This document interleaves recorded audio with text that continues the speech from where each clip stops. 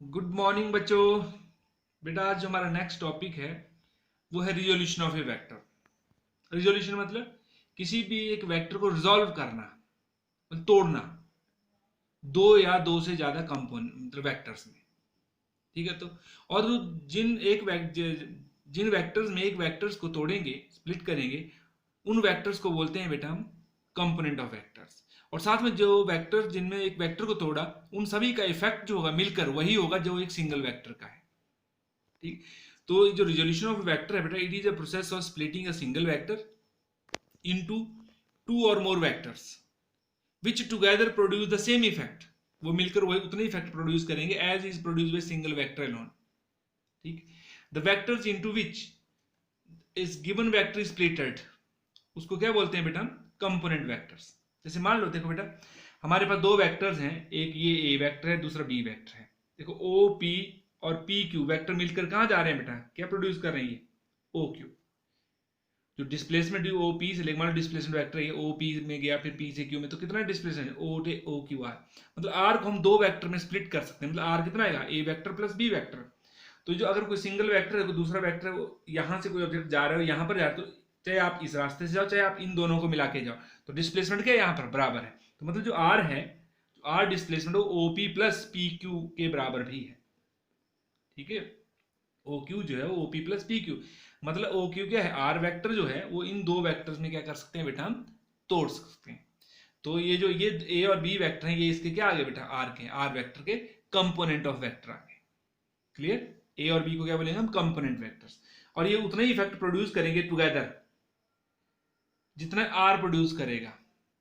ठीक है, सिंग अपने एलोन। पता लग गया? तो it is a process of splitting a single vector into two और more vectors which together produce the same effect as is produced by a single vector alone। और जो जिन वेक्टर्स में, अब जैसे आर वेक्टर्स को इन वेक्टर में तोड़ा, तो इन वेक्टर्स को क्या बोलते हैं बेटा? हम कंपोनेंट ऑफ वेक्टर्स। ये कंपोनेंट वेक्टर्स। क्लियर हो गया?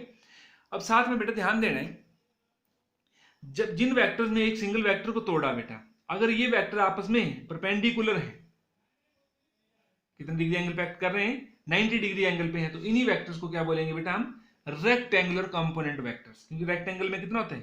एक रेक्टेंगल में साइड्स के बीच में कितना डिग्री का एंगल होता है बेटा? 90 डिग्री। ठीक है, तो उसी के हिसाब से इनको क्या बोलते हैं? Rectangular component of vector. मतलब इन दो कंपोनेंट के बीच में कितने डिग्री का एंगल है? 90 डिग्री। ठीक है, मतलब रेक्टेंगुलर कंपोनेंट। हम नेक्स्ट जो टॉपिक है rectangular component of vector in plane. तो when a vector plane, when a vector in a plane, मतलब प्लेन में बेटा कितने कोऑर्डिनेट होते हैं? दो ही कोऑर्डिनेट। तो हम यहाँ पर सिर्फ दो ही कोऑर्डिनेट की बात करेंगे, एक्स और वाई। ठीक है, is split into two component vectors at right angle to each other या perpendicular to each other। तो उन कंपोनेंट वेक्टर्स को क्या बोलेंगे बेटा? हम रेक्टेंगुलर कंपोनेंट वेक्टर्स। क्लियर हो गया? When a single vector is splitted into two component vectors which are perpendicular to each other या right angle to each other, the component vector is called rectangular component vectors। Clear हो गया बेटा? जैसे बेटा मान लो ये कोई ए वेक्टर है, ये ए वेक्टर है जिसको ओ आर रिप्रेजेंट कर रहा है। ओ आर जो है वो ए वेक्टर को रिप्रेजेंट कर रहा है। अब मान लो इस वेक्टर को हमने रेक्टेंगुलर दो कंपोनेंट में तोड़ रहे हैं, मतलब प्लेन में। हम जो हमारा टॉपिक है rectangular component in a plane, तो हमने मतलब प्लेन में दो ही कोऑर्डिनेट होते हैं बेटा, एक एक्स और दूसरा वाई। तो ए वेक्टर को दो कंपोनेंट में तोड़ना है which are perpendicular to each other. अब मान लो बेटा एक अलोंग एक्स एक्सिस है, दूसरा वाई एक्सिस है। एक्स जो है वाई के ऊपर क्या होता है? परपेंडिकुलर, या वाई एक्स के ऊपर परपेंडिकुलर। तो ए वेक्टर है, जो ओ आर वेक्टर है, ए वेक्टर है, इसको दो कंपोनेंट में तोड़ना है, एक अलोंग एक्स एक्सिस और दूसरा वाई एक्सिस। तो नेचुरली एक इधर को एक दूसरा इधर को, तो आपस में क्या होंगे बेटा? वो कंपोनेंट 90 डिग्री पे होंगे। तो आर से बेटा हमने एक ड्रॉ करना है perpendicular on X axis, RP draw, RP perpendicular to O X and R Q perpendicular to O Y. तो ये जो ओपी वेक्टर है बेटा, ये क्या रिप्रेजेंट करेगा? Component of A along X axis. तो उसको क्या लिख देंगे बेटा हम यहां से? ये ए एक्स वेक्टर। और ये जो ओ क्यू है वो क्या रिप्रेजेंट करेगा बेटा? Component of A along Y axis. तो उसको हम क्या लिखेंगे? A Y vector. ठीक है, तो ओ आर ए है, ओपी क्या है बेटा? ए एक्स वेक्टर है। और ओ क्यू, ये जो ओ क्यू है, और यही किसके बराबर है बेटा? पी आर के बराबर भी यही है, क्योंकि आपस में क्या है? पैरेलल है। तो ओ क्यू और पी आर बराबर है, तो ओ क्यू जुड़ P R equal to A Y, मतलब component of A along Y axis.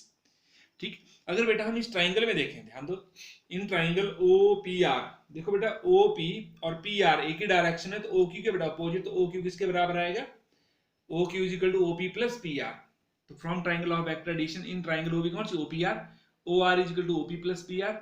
O R बेटा ए वेक्टर है is equal to A X vector plus A Y vector, मतलब component of this vector along X axis plus component of A along Y axis. तो ये जो ये दो ए X vector और ए Y vector क्या है बेटा, ये ए के क्या है, कंपोनेंट वेक्टर है, वो भी कौन से, रेक्टेंगुलर कंपोनेंट वेक्टर। क्यों, क्योंकि ए एक्स और ए वाई आपस में क्या है, ए एक्स इधर को और ए वाई इधर को आपस में परपेंडिकुलर है बेटा, तो इनको क्या बोलेंगे हम, rectangular component of vector.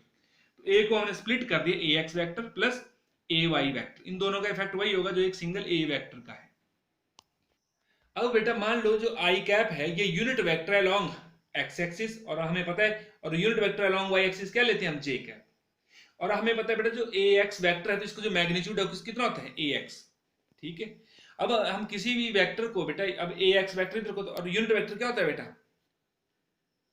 A X vector इस साइड को क्या है बेटा, एक्स एक्सिस तरफ हो, एक्स एक्सिस की तरफ को ए एक्स वेक्टर है, और उसी तरफ को कौन सा यूनिट वेक्टर है बेटा, आई कैप। तो ए एक्स वेक्टर को कैसे लिखते हैं बेटा हम, A X vector is equal to magnitude into direction. तो मैग्नीट्यूड ए एक्स है, ए एक्स का मैग्नीट्यूड क्या, ए एक्स, और डायरेक्शन क्या है बेटा, डायरेक्शन कौन सा वेक्टर था, आई कैप, यूनिट वेक्टर, ये अलोंग एक्स एक्सिस। उसी तरह से बेटा ए वाई को, मतलब vector along A Y which is equal to magnitude into direction, A Y का मैग्नीट्यूड ए ही ए वाई है बेटा, और उसका जो डायरेक्शन हो क्या है, जे कैप। तो ए वाई वेक्टर को लिखते हैं ए वाई इंटू जे कैप, ए एक्स वेक्टर को लिखते हैं ए एक्स इंटू आई कैप। बेटा इसको इसमें पुट कर दो बेटा, तो कितना बन जाएगा, A vector equal to A X vector का इसलिए A X into I cap plus A Y into J cap. तो इस वेक्टर को बेटा हम इस तरह से रिप्रेजेंट कर सकते हैं। जैसे मान लो ये जो आर है बेटा, इसके कोऑर्डिनेट मान लो 3 और 4 है, मतलब ओपी कितना आएगा, अलोंग एक्स एक्सिस 3 है, और ये ऊपर को कितना है, आपको पता है जब भी आपने पॉइंट प्लॉट किए होंगे ना बेटा, इधर को 3 और ऊपर को 4, तो मतलब एक्स एक्सिस की तरफ को 3 यूनिट चलना है, जो भी चाहे मीटर सेंटीमीटर जो भी है, और ऊपर को 4 यूनिट चलना है। तो इस अब अगर हमने ओ आर को रिप्रेजेंट कर तो कितना आएगा बेटा, ए वेक्टर कितना आएगा भाई, ए एक्स कितना है यहाँ पर 3 है, 3 आई कैप प्लस ए वाई कितना है बेटा 4 जे कैप। तो इस तरह से लिख सकते हैं बेटा ए वेक्टर को। और अगर ध्यान देना है, अगर अगर 3 डायमेंशन होता तो इस यहाँ पर क्या था, मान लो एक और कोऑर्डिनेट है 5 ही सपोज करो, तो कितना था +5, और उधर को कौन सा वेक्टर होता है, जे कैप।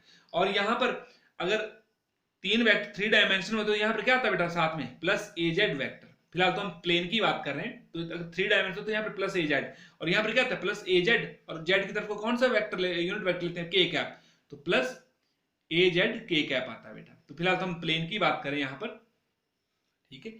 तो ये था बेटा, इस तरह से हम किसी वेक्टर को लिख सकते हैं ए x I cap plus A Y J cap, और किस मतलब ए को तोड़ दिया इंटू 2 रेक्टेंगुलर कंपोनेंट। अब बेटा मान लो ये जो ये एंगल है, ये जो ये इस ट्राइंगल में, इस पी ओ क्यू कितना एंगल है, थीटा, ठीक। अब बेटा इस ट्राइंगल में ध्यान देना, ओ पी आर में देख जाना हमने, एक तो बेटा ध्यान दो इस ये वेक्टर हमें मतलब इस ओ पी को हमने ए की फॉर्म में लिखना है, और पी आर को भी ए आर ए की फॉर्म में लिखना है। देखो बेटा O P upon O R, इस ट्राइंगल में, in triangle O P R, O P upon P R क्या बन जाता है बेटा, base upon hypotenuse tangent sorry cos theta. तो in triangle O P R, O P upon O Q कितना बने, कॉस थीटा, और ओ पी कितना बने, O Q into cos theta. O P is what, O sorry O P, एक minute बेटा, हाँ ये बेटा क्यू नहीं था, ये आर था। तो in O P upon O R is equal to cos theta, वही ना, O P upon O R, ये आर वेक्टर कितना बेटा कॉस थीटा, और O P is equal to O R cos of theta. And what is O R, O R is what A, ठीक है। और O P A X, A X is equal to A cos of theta. तो मतलब जो along X axis जो component होता है बेटा कितना होता है, ए कॉस थीटा। उसी तरह से बेटा P R upon O R कितना बन जाएगा, साइन थीटा। तो P R upon O R sine theta, P R बेटा ए वाई है और ओ आर ए है, तो A Y is equal to A sine theta. तो जो ए वाई है, चाहे इस साइड को ले चाहे इधर, मतलब वाई चाहे पी आर से, पी आर भी ए वाई है और ए ओ क्यू भी ए वाई है। इस तरह को जो कंपोनेंट आएगा बेटा अलोंग वाई एक्सिस वो कितना है बेटा, ए वाई कितना है आपके पास, ए साइन थीटा, और इधर को जो कंपोनेंट है ए एक्स वो कितना है आपके पास, ए कॉस ऑफ थीटा। क्लियर हो गया। तो जब भी हम ए वेक्टर किसी वेक्टर को दो वेक्टर में स्प्लिट करते हैं, जो थीटा के साथ होता है कौन सा था, ए कॉस ऑफ थीटा। जो दूसरा वेक्टर वो कितना आएगा, ए साइन ऑफ थीटा। मतलब जो ए एक्स हो ए कॉस थीटा, जो दूसरा है ए वाई वो कितना आएगा, ए साइन थीटा आएगा बेटा। अब बेटा इसी ट्राइंगल में ओ पी आर में ही देखो, ओ आर का square is equal to O P square plus P R square, क्योंकि क्या है परपेंडिकुलर तो ये पाइथागोरस थ्योरम यूज करेंगे बेटा, O R square is equal to OP square plus P R square. O R, तो O R कितना है बेटा, ए है ए का square, O P A X है A X square plus O P Q कितना है बेटा ए वाई का स्क्वायर। ठीक है, तो ए कितना आ गया बेटा under root A X square plus A Y. तो ध्यान दो, जैसे ये है ए वेक्टर दिया है, इसका मैग्नीट्यूड निकालना है हमें। देखो मैग्नीट्यूड ऑफ ए तो कैसे निकाल सकते हैं हम, वही आई के कॉफिशिएंट का स्क्वायर ए एक्स स्क्वायर प्लस जे के कॉफिशिएंट का स्क्वायर ए वाई स्क्वायर, आ गया ना वही हमारे पास। ठीक है, अगर यहाँ पर बेटा अगर तीसरा भी कोऑर्डिनेट होता ए जेड के कैप तो कितना आता प्लस ए जेड का स्क्वायर। क्लियर हो गया। तो इस तरह से बेटा हमें किसी भी वेक्टर का मैग्नीट्यूड निकालना है तो कैसे, अंडर रूट आई के कॉफिशिएंट का स्क्वायर प्लस जे के कॉफिशिएंट का स्क्वायर, अगर तीसरा कोऑर्डिनेट भी है तो प्लस के कॉफिशिएंट का स्क्वायर। तो इस तरह से हम किसी भी वेक्टर का मैग्नीट्यूड निकाल सकते हैं। जैसे हमने ये कंसीडर किया था बेटा, इसका मैग्नीट्यूड कितना आएगा, आई के कॉफिशिएंट का स्क्वायर 3 का स्क्वायर 9 प्लस 4 का स्क्वायर 16, 16 प्लस 9 25, मतलब 5 आ गया बेटा। अगर सपोज करो तीसरा कोऑर्डिनेट भी जैसे हमने 5 लिया था तो 5 के कैप होता, तो वही आता बेटा यहाँ पर 3 का स्क्वायर 9 प्लस 4 का स्क्वायर प्लस 20, मतलब 5 का स्क्वायर कितना बनता है 25। तो 16 ना 25, 25 और 25 अंडर रूट 50, अंडर रूट 50 25 गुना 2 तो मतलब 5 रूट 2 लिख देते बेटा। ठीक है, तो इस तरह से बेटा हम किसी भी वेक्टर का मैग्नीट्यूड निकाल सकते हैं। तो अभी सीखा बेटा हमने कि जो कोई भी वेक्टर उसको हम दो कंपोनेंट में ब्रेक कर सकते हैं which are perpendicular to each other, उसको उनको क्या बोलते हैं बेटा रेक्टेंगुलर कंपोनेंट। जैसे ये हमने ए वेक्टर फोर्स है बेटा, ये फोर्स वेक्टर इस डायरेक्शन में, इसको हमें दो कंपोनेंट में रिजॉल्व करना है। तो जो थीटा के साथ होता है इस तरह कौन सा कंपोनेंट आएगा, एफ कॉस ऑफ थीटा, वही बताया ना हमने। और इधर कौन सा आएगा बेटा, एफ साइन ऑफ थीटा, जो थीटा के साथ होता है कॉस के साथ आता है, जो दूसरा साइन के साथ। अब वो वैसे ही आता है बेटा, देखो ये बेस बनता है और हाइपोटेन्यूज, तो base upon hypotenuse cos theta, तो ये वही आएगा this is equal to F cos of theta. तो आपने सिंपली अभी याद रखना बेटा हमेशा के लिए, कि बार बार हम ये टेक्निक वो करेंगे तो लंबा पड़ेगा अगर बार बार उसी तरह से बताते हैं। तो मतलब एफ जिसके साथ थीटा आता है वो किस कंपोनेंट किसके साथ आता है बेटा, कॉस के साथ आता है, और जो दूसरा है वो किसके साथ आता है बेटा, साइन के साथ। तो एफ को रिजॉल्व कर सकते हैं दो रेक्टेंगुलर कंपोनेंट में इन प्लेन, एक एफ कॉस ऑफ थीटा, कौन सा जो थीटा के साथ है लाइन होगी वो कॉस के साथ आएगा, जो दूसरा होगा वो जो परपेंडिकुलर होगा इसके ऊपर वो क्या आएगा, साइन थीटा आएगा। जैसे अभी यहाँ पर इस आर को दो कंपोनेंट में रिजॉल्व करना है, एक इधर को एक इस साइड को, आपस में क्या है परपेंडिकुलर। तो आपको मैंने बताया बेटा अभी आर, अभी ये कौन सा आएगा, अब ध्यान देना जो थीटा के साथ है ये, तो ये क्या कौन सा आएगा बेटा, आर कॉस ऑफ थीटा, और इस साइड को कौन सा आएगा, R sine of theta. Clear हो गया। तो आपको रिजॉल्व कर सकते हैं किन्हीं वेक्टर, जो थीटा के साथ है कॉस के साथ आते हैं, और जो दूसरा होता है उसके ऊपर परपेंडिकुलर वो साइन के साथ आते हैं।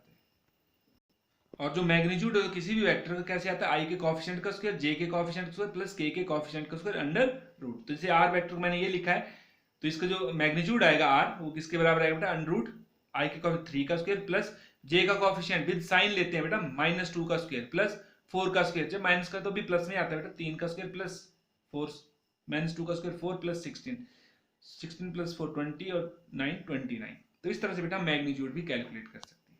क्लियर हो गया बेटा। तो ये था बेटा रिजोल्यूशन ऑफ ए वेक्टर, और साथ में हमने पढ़ा rectangular component of vector in plane, और साथ में बेटा हमने 3 डायमेंशंस के भी बताते, तो उसमें भी हमने वही रिजल्ट निकालने थे।